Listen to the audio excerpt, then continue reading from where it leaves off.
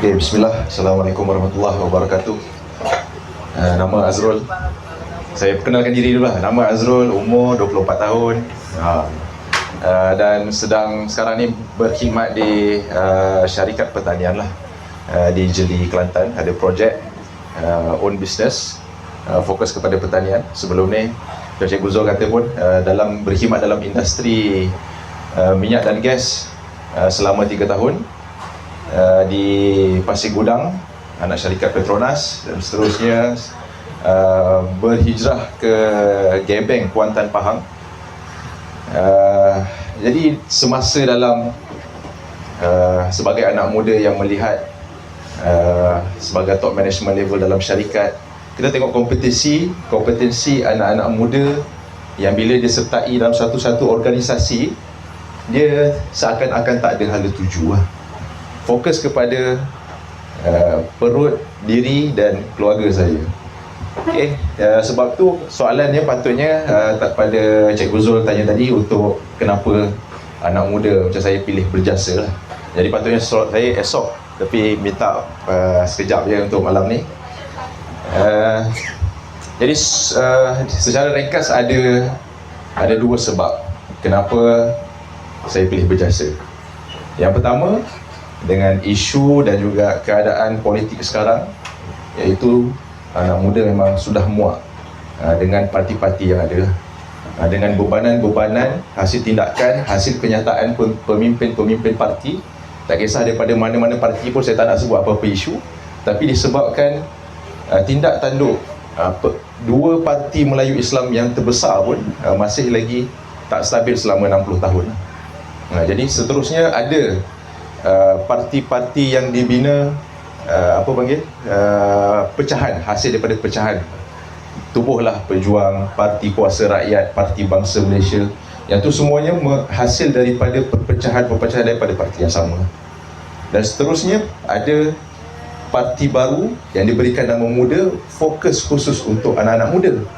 Tapi kita tak nampak apa yang Syed Saddiq cuba ketengahkan untuk anak-anak muda, hanya fokus kepada kerusi dan juga jawatan Syed Saddiq saja. So hasil daripada kita muak tu, dia timbul lagi satu isu, iaitu kita tak ada pemimpin yang beragenda besar. Pemimpin yang sedang ada di dalam tampuk pemerintahan kerajaan sekarang ni, semuanya hanya beragendakan parti semata-mata. Tak ada seorang pun pemimpin yang fikir pasal pencinaan Malaysia.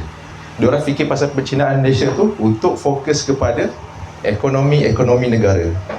Semua hasil-hasil daripada projek itu, kita dah ada berapa bilion yang kita nak untung. So itu ada agreement untuk ekonomi rakyat lah. Tapi disebabkan kita tak ada pemimpin yang beragenda besar, hanya fokus kepada agenda parti semata-mata. Disebab itulah ketidakstabilan politik ini dia berlaku terus menerus. Selepas PRN Sabah, PRN Sarawak, seterusnya PRN Melaka, dan seterusnya PRN Johor yang akan datang. Dengan undi 18 yang telah digubal, kita tak tahu anak-anak muda kita akan pilih siapa. Kalau bukan UMNO, kenapa dia kena pilih PAS? Kalau bukan PAS, kenapa dia nak pilih PH? Itu semuanya hanya persoalan-persoalan yang saya rasa tak ada jawapan kalau anak-anak muda kita tak faham cara untuk kita bina identiti negara.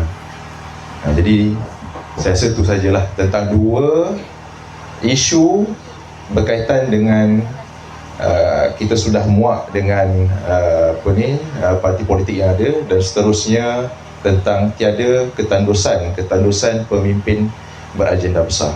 Saya ketengahkan satu inisiatif yang diberi nama Kongres Nasional. Kongres Nasional kita mengumpulkan hampir 200 anak-anak muda mahasiswa daripada seluruh Malaysia.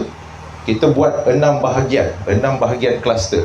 Ada kluster undang-undang, kita kumpulkan mahasiswa course law untuk bincangkan apa masalah-masalah utama dalam pendidikan ni. Contoh isu yang diketahkan adalah isu kelemahan dalam sistem mahkamah syariah dengan mahkamah persekutuan.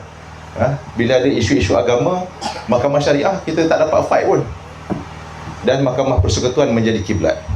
Seterusnya kita ada bahagian-bahagian dalam ekonomi. Macam mana disebabkan pencinaan Malaysia, kuasa utama ekonomi terus dikuasai oleh orang Cina, dan majoriti dalam kelompok B40 dikuasai oleh bangsa Malaysia. So tanggungjawab UMNO untuk perkasakan Melayu selama 60 tahun tapi majoriti dalam kelompok B40, B40 majoritinya adalah orang Melayu. T20 tak ada siapa pun perjuangkan melainkan DAP, MCA, dan diorang tak perlu pun kerusi, hanya perlukan kerjasama.